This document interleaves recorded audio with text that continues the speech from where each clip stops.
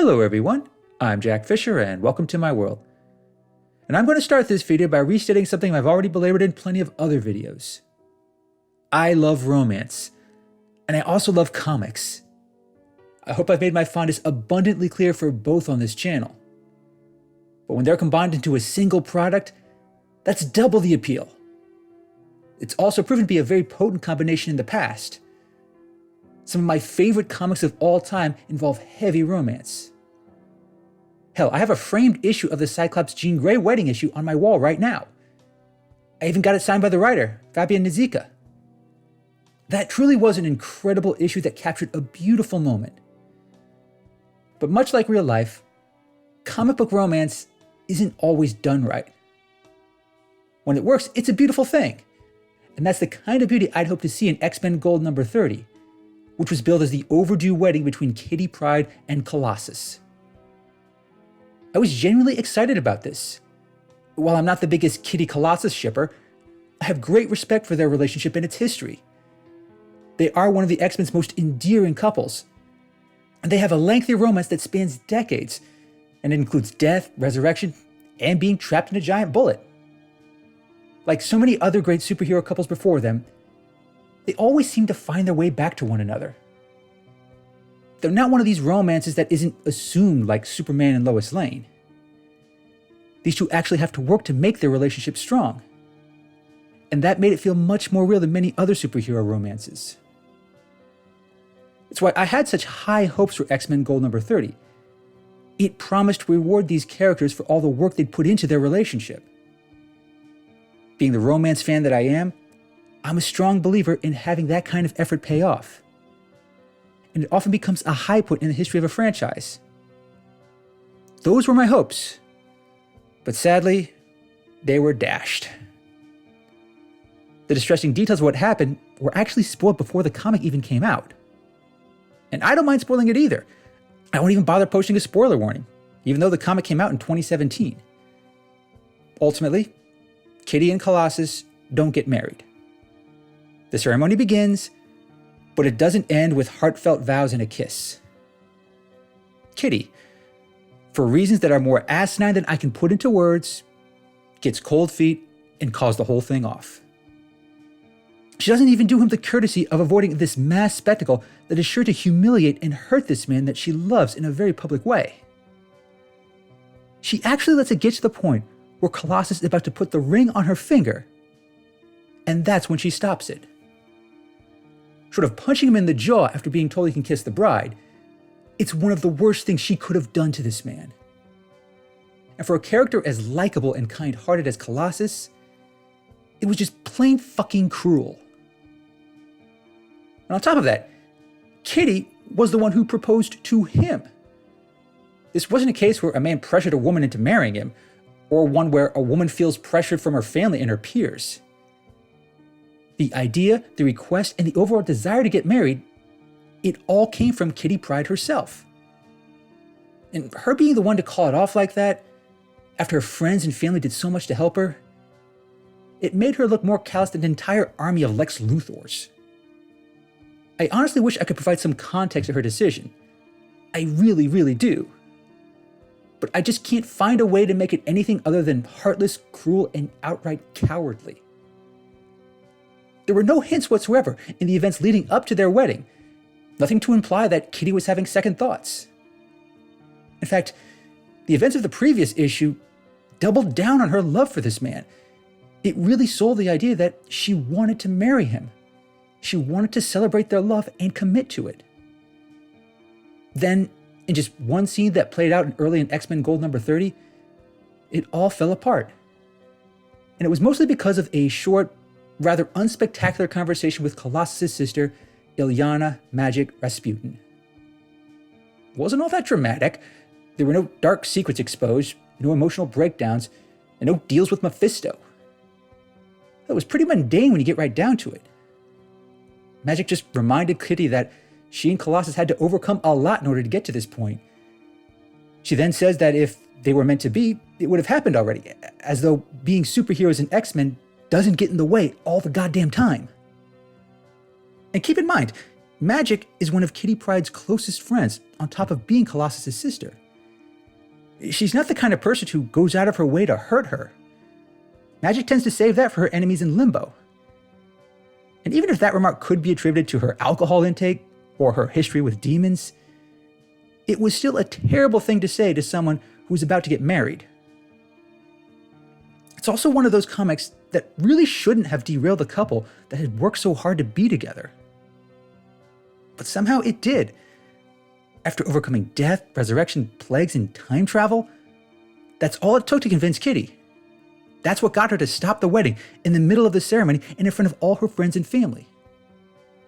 Considering that she's supposed to be a leader of the X-Men and one of the toughest female X-Men of all time, it was pretty fucking pathetic. And I say that as an X-Men fan and a general fan of Kitty Pryde. But in this case, I just can't make excuses for her. Her decision and terrible timing alone could have made X-Men Gold 30 one of the least romantic stories in the history of comics. I still wouldn't have put it on par with Spider-Man One More Day. I honestly don't think any comic could ever be that unromantic. But if breaking off a wedding was all this comic did, I could probably handle it. But it still got worse than that. Because it wasn't enough for X-Men Gold number 30 to utterly denigrate one of the X-Men's best romances. It actually succeeded in denigrating the entire concept of romance in superhero comics to begin with. Now, I know that sounds like hyperbole from a bitter romance fan, but I'm serious here. I mean, yes, Kitty and Colossus don't get married in this issue. However, a marriage does occur, and it's between another iconic X-Men couple that I'm actually quite fond of. The couple in this case is Rogue and Gambit. And if you watch the old X-Men 90s animated series, you understand why that's a big deal. Now, I could do a whole series of videos about the various appeals, quirks, and complexities of the Rogue-Gambit relationship. It's another one of those romances that has become iconic over the years. I would even go so far as to put it slightly above Kitty and Colossus in terms of prominence. Go to any comic book convention, and there's a good chance you'll see couples dressed up like Rogue and Gambit. And it also helps that they've dealt with some pretty unique obstacles, from Rogue not being able to touch for most of her life to Mystique being Rogue's adoptive mother. It is one of those love stories that has endured for many years and endured quite well. But in the context of X-Men Gold number 30, all that depth really doesn't play into the moment. Hell, Rogue and Gambit hadn't played into any of the events throughout the run of X-Men Gold or any of the events that led up to the wedding. It's also worth noting that at this point in the X-books, they had only recently rekindled their relationship. Most of that actually played out in a miniseries called Rogue and Gambit by Kelly Thompson, a series I highly recommend, by the way. That series had plenty of romance and melodrama, but the way it played out in X-Men Gold number 30 just made all that development feel cheapened. Because even with the growth they underwent in that series, Rogue and Gambit getting married at that point felt so rushed, forced, and downright inappropriate, given what had just happened with Kitty and Colossus. It also gave the impression that someone had to get married in this comic. It didn't matter who, why, or for what reason, it just had to happen to salvage the issue. I mean, to hell with crafting a story that documents the emotional journey two characters undergo to get to that point. X-Men Gold 30 just had to end with a marriage of some kind, if only to keep it from getting too depressing. But that didn't make what happened any less dumb or misguided. Now maybe I'm just an old-fashioned romantic, but having Rogue and Gambit randomly decide on the spot to get married, it should carry some real weight. It shouldn't be on par with randomly deciding to order takeout one night, or to try to salvage a depressing turn of events. That alone is not a good reason for any couple to get married, fictional or otherwise. Again, I want to make clear that I like the Rogue-Gambit relationship. I'm glad their romance was evolving again, especially after some of the other destructive relationships they'd been stuck with. But the way it was handled here, and at the expense of Kitty and Colossus' romance no less, it just felt wrong. It sends the message that romance is as interchangeable as a box of frozen burritos. And if one doesn't come out right, then swapping out for another is no big deal. What happens to Kitty and Colossus in this comic was tragic, but that alone didn't undercut romance in superhero comics as a whole. Then, once Rogue and Gambit were randomly thrust into the moment, doing on a whim what takes other couples so much time and effort, the whole story just undercuts any deeper meaning that both romances might have had. But that appeal just isn't there in X-Men Gold number 30. Because it came at the cost of treating romance with the same recklessness as supervillains treat their henchmen. Easy to just cast aside and even easier to replace. On its own, I thought X-Men Gold number 30 was just really disappointing for how it handled Kitty and Colossus. However, it's the precedent and the implications that leave me somewhat concerned about the future of romance in comics. Because if this is how love is treated, as something that's easily cut and pasted into a plot, then that's a bad sign for any comic book romance moving forward. Now, in the spirit of not ending this video on a down note, I'll just say that there are still plenty of quality romances in comics. The Kitty-Colossus relationship may not recover anytime soon, but there are plenty of other superhero couples who do romance right. Some old and iconic, some new and emerging. And after the damaging events in X-Men Gold number 30, it just makes us appreciate those romances even more.